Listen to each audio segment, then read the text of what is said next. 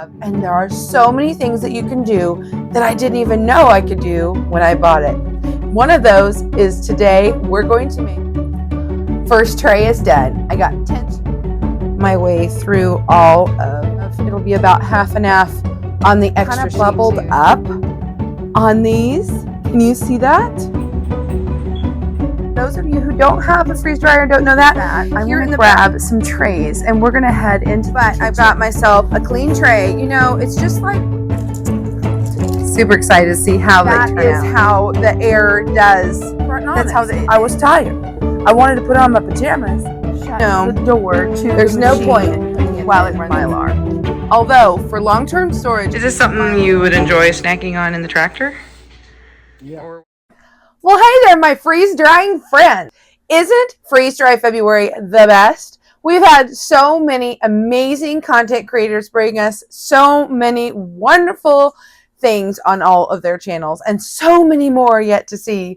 I have loved watching all of the videos. If you're not familiar with Freeze Dry February, I'll tell you just a little bit about it.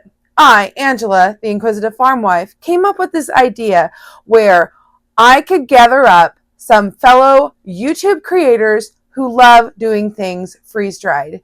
Whether you own a freeze dryer, you know a friend who owns a freeze dryer, or you purchase freeze-dried foods or freeze-dried things to craft with, I thought, why couldn't we all get together and share our neat ideas and creations with one another? And that's exactly what Freeze Dry February is.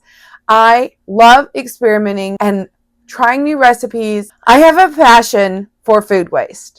I loved the concept of getting a freeze dryer so that I could preserve in another way. I love canning. I love dehydrating. I love fermenting, all of it. Freezing meals ahead of time.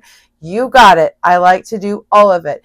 Each thing has its own purpose. And for me, freeze drying is not only fun and exciting, but it's just one more tool in my arsenal of kitchen gear. I know freeze dryers are an investment, but let me tell you, I was so glad that I saved up for mine because it is an amazing thing to have. And there are so many things that you can do that I didn't even know I could do when I bought it. One of those is today we're going to make a cheesy crisp snack. So as we've been talking over the past few months, the farmer has been on this journey with eating differently. And I've been learning snacking is something that we miss. So I need to be watching my carbs and upping my protein. So I've been seeing about people take the extra thin deli sliced cheeses and making crackers with them in the oven where you bake them and then they become crispy. And we all kind of like those crispy bits of cheese anyway. But I've seen where people were also freeze drying them. So I've seen freeze dried cheese and now I'm seeing baked freeze dried cheese. And I want to give this a try because it is nearly planting season and I want to know that we have some delicious snacks that are healthy too. So come along with me as we start this project of freeze drying some cheese crisps for snacking. Behind the scenes, I went ahead and I have turned, you just may have heard it, I've turned on the oven, preheating it to 220 degrees. I happen to have a double oven so I can put 5 trays in all at once. You're probably wondering, now wait a minute, these trays, they're not your freeze-dried trays. No, these are just my regular half-sheet baking trays. And you're thinking, but that amount won't fit on your freeze dryer. Actually, we're going to, I think, be able to go ahead and layer them up once we get them cut and ready to go. It's kind of a mixed controversy here on whether or not to use the thin slices in the freeze dryer or not. So I've got some of the thin slices and then I've got some of the regular slices and we're just going to kind of experiment with both. And I'm just going to make it super simple on myself.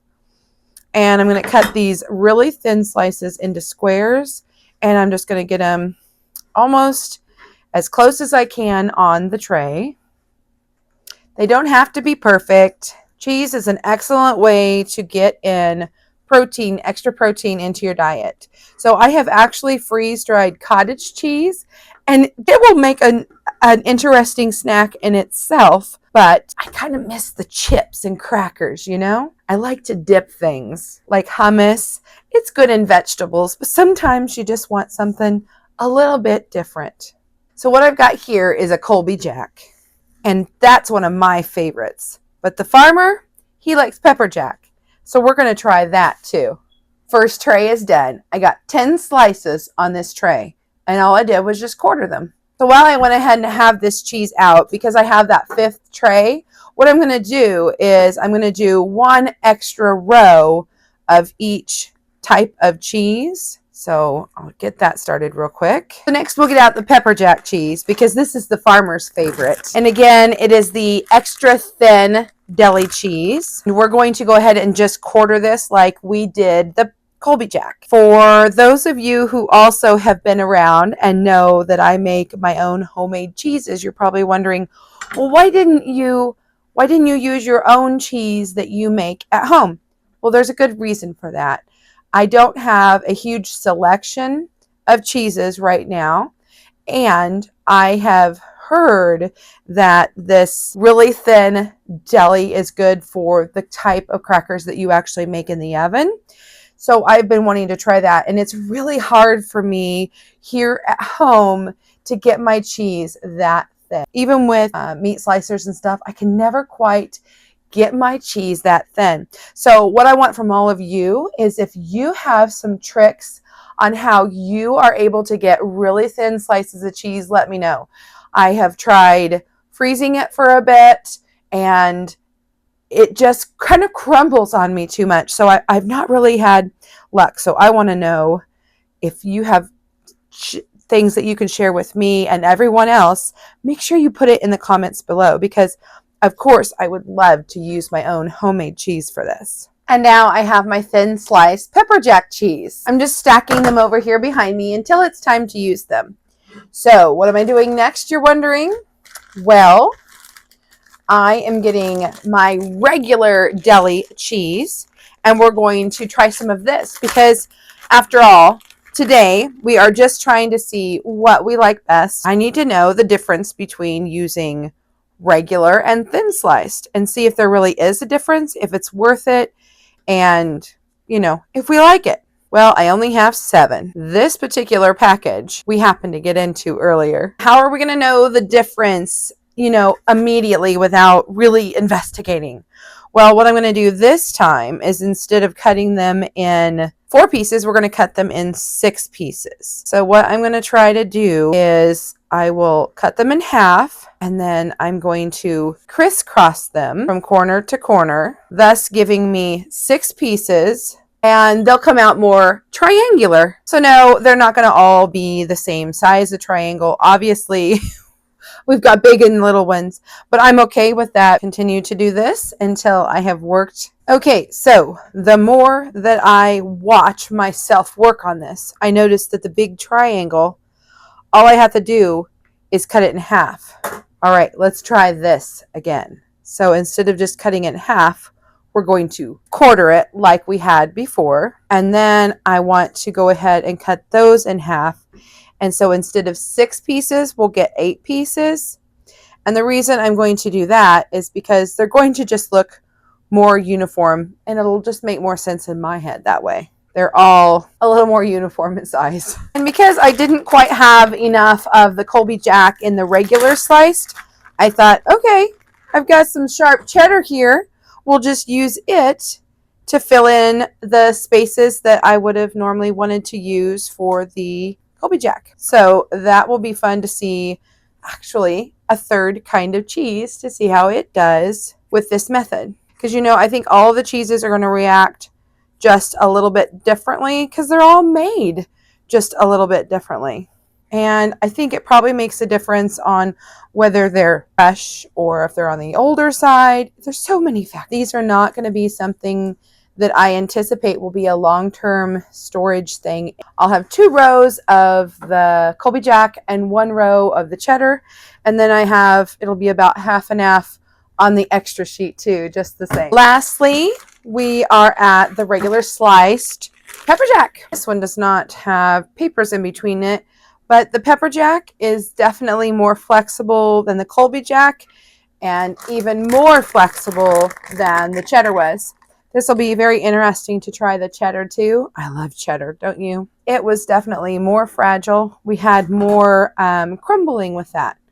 And that could be one of the factors of me having issues with deli slicing, because typically I'm deli slicing cheddar. These also will be triangles, just the same, so that we can tell the difference between the regular and the thin slice easily, quickly, without having to really investigate, each one. Then when I get done filling up the trays, I will put these in the oven at 220 degrees for about 10 minutes.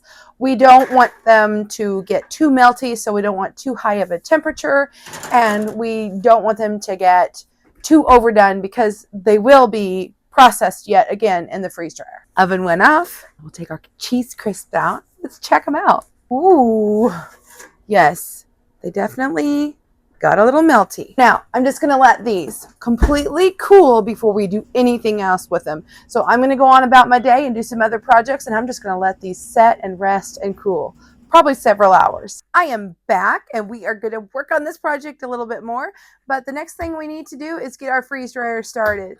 And to do that, I need to shut the door. Okay, the power is on, but those of you who don't have a freeze dryer and don't know that, here in the back there is a power button, and this is my pump, and the oil has been changed recently, so that's not something I need to worry about doing, but usually it'll tell me. But to start the process, I'm going to push start. Actually now I need to push cancel because I forgot a step. I need to customize this. Here's what I mean by customize. So extra freeze time, I'm fine with an hour. Dry temp is where I really am wanting to do something different. I want to turn it way down to like 95 degrees.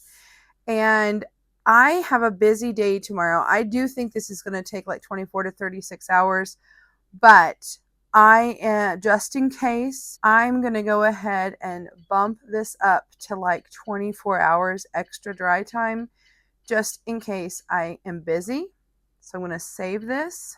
And now I'm going to push start. I'm going to grab some trays, and we're going to head into the kitchen for the next step. All right, so I've got the freeze dryer started. It takes about 15 minutes to do its cycle, and that'll give us a little time to work on the next part. I am wanting to put down a couple of layers quality paper towel. And now I'm just going to take my baked cheese crisps, and I'm going to kind of flip them over the opposite direction onto my tray. And it's not like they're going to expand, so they don't need to have a lot of room. These are the extra thin ones, and they seem to have gotten they're crisp up, but they're a little they're pliable too, if that makes any sense. So I'm just going to lay them out on my sheet, and then I'm going to do the same thing. I'm going to put another layer of paper towel. These are Bounty.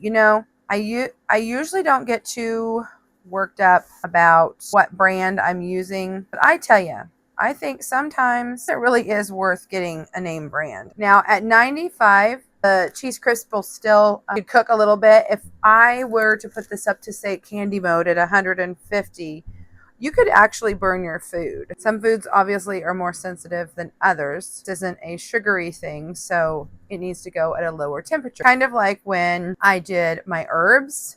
I have a video somewhere you can find on that. When I did the freeze drying of the herbs, I wanted the lower temperature because I didn't want to lose all that nutrition, and herbs are very sensitive to that stuff. Got my clean kitchen shears, cut this to fit, and then I'm just going to make a second layer onto my tray. One single layer on top of that, and then this is how I'm going to stack all the other different kinds, and this is how I'm preparing them for the freeze dryer. So just rinse and repeat. It's actually been about 30 minutes, so this has had plenty of time to do its thing. And we're going to go ahead and load our trays. The triangular ones had a little bit extra, so I'm going to put them on our middle rows. They tend to kind of do well in the middle. The top that gets really hot, the bottom stays colder, and the middle just seems to be the happy place. Now, if I didn't mention it before, the reason we're putting the paper towels on here versus the parchment is because it will absorb some of the oils from the cheese as it heats up in here. First it will freeze and then it will heat up to pull out the moisture. So how it works is these will go in, they'll freeze completely. Even if you pre-froze, it'll still freeze just to get it nice and chilled. If I touch this, it's cold. And then what happens is after it's frozen, then as it starts to warm up, everything will be sucked with this motor here. It'll be sucked to the sides and we'll have ice develop on the sides of the tray. So now I'm going to shut the door and then I come over here and there's a drain valve and I need to make sure it is shut. That is how the air does, that's how it gets the suction. And then I'm just going to push continue and we'll wait and it'll be a day or two and these will be ready. As you can see, bring you in closer, it is now doing the freezing process. After it has finished freezing, that's when it starts drying. Well, hello, we are back. We're working on our cheese crisp, crackery type treats. And I want to be completely upfront and honest and let you know what has been going on behind the scenes since the last time we talked. So what happened is my freeze dryer had finished while I was gone. Remember I told you sometimes I go do things? Well, I do, and I get sidetracked and time gets away from me. And I didn't realize the 24 hours had passed because we set it for 24 full extra hours. Well, when I got back, there was a bunch of condensation on here, and the machine was beeping at me that the process was finished. Well, I knew the process had been finished for a while because of the condensation. And this is the thing. This is the lesson that I have learned in the past, and I want to share with all of you. When I had all that condensation, I knew that I didn't want to open this up because there might be moisture on there that I didn't want to get onto my product. So what I did is I turned around and I added more dry time and I added a 24 hours. I knew 12 I could probably make it, but I'm going to be upfront and honest. I was tired. I wanted to put on my pajamas and I didn't want to film this. I didn't want to wait because usually once you put on just maybe an hour or two and usually it will go ahead and the condensation will go away and things will go back to normal. I didn't even want to wait 2 hours. I was like, nope, it's time for jammies in bed. So here we are the next morning and now we are ready to go ahead and open it up and check these guys out. I'm going to push cancel. I'm going to come over here and we're going to open up the air valve. I like to kind of do this slowly.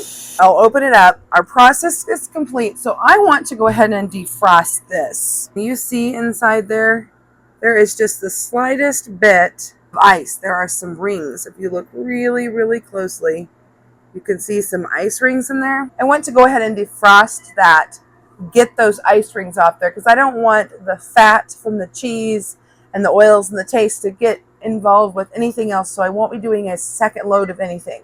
If I was doing cheese again with that amount, I would not hesitate to run another cycle. And then I'll come back in 2 hours and we'll wipe everything down, clean it up, and then it'll be ready for another cycle. I'm going to grab our cheese and let's go to the kitchen and get a closer look at this. I didn't get this part on video. You go ahead and you want to shut the door to the machine while it runs its defrost cycle. If you look, you can see oil on top our chips. So what I'm doing is I'm just going to kind of pat it down. You can see it's starting to absorb the oil. And this is why I wanted to put the paper towels there. With these thin ones, it really did kind of curl up and be chip-like. But because I happened to break a piece off, let's give it a taste. Okay, how fun is this? Super fun is how fun it is. And remember, the square ones were the ones that were thin. And to me, there is still a lot of oil on here. So I know there's no point in putting it in Mylar. Although, for long-term storage, Mylar is an excellent option. But I do think that these are going to need to be eaten right away. Although we did blot them off very well. And we did put paper towels in between all the rows. I still feel that this is stuff that's going to be, you're going to want to use this up within, we'll probably go through it within a couple of weeks. but definitely within a few months. Darn, we have another broken piece.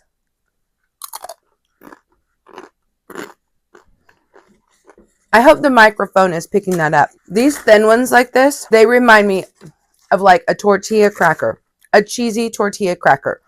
I can totally see myself using this for dipping, for like salsa or hummus. Oh, maybe some Greek yogurt.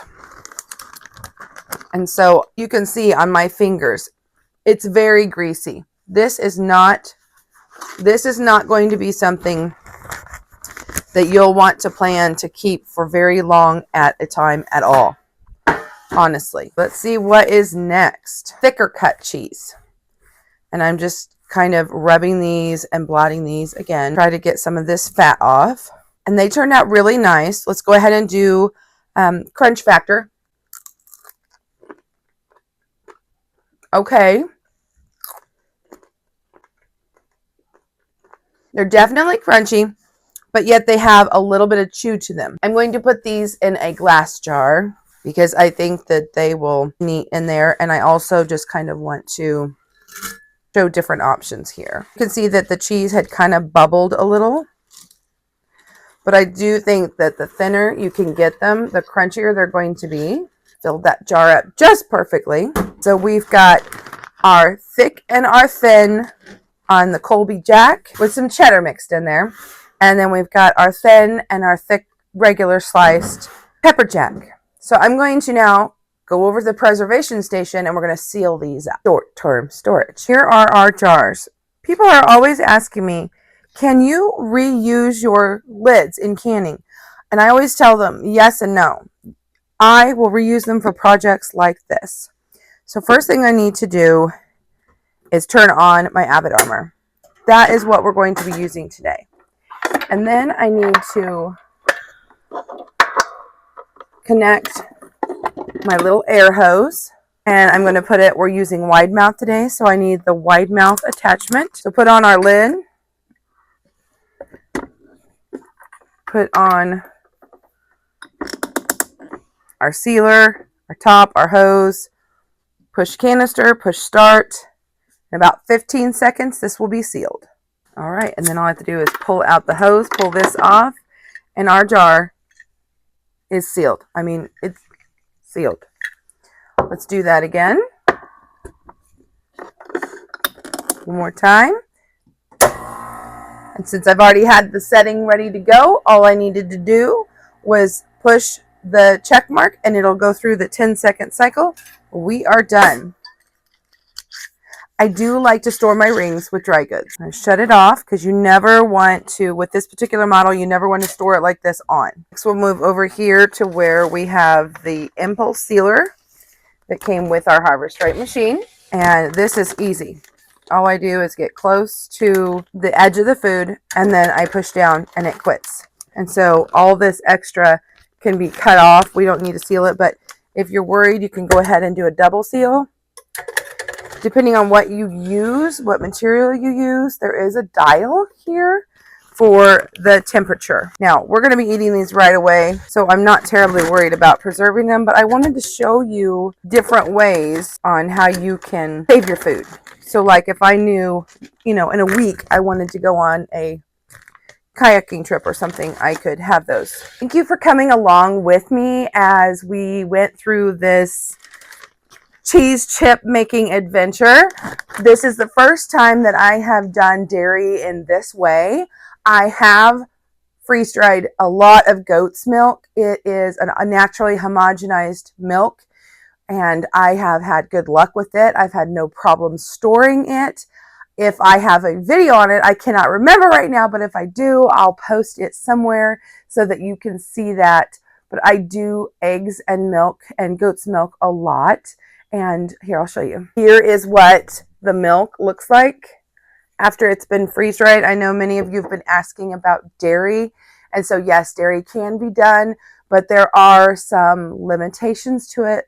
Just like with the cheese crisps, these are not going to be long-term storage. I would really have to pay more attention to really blotting off that fat, maybe looking for a lower fat cheese.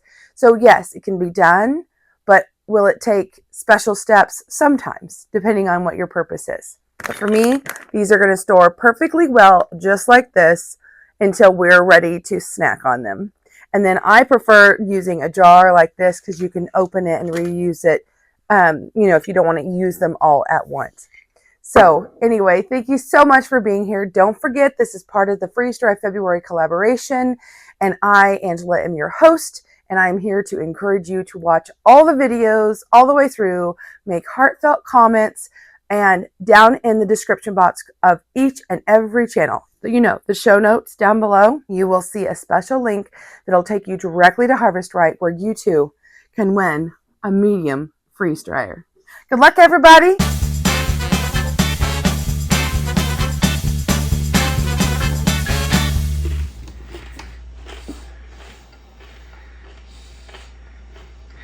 Now these are the thinner ones. They definitely have crunch, like a chip, right? They have texture of a chip.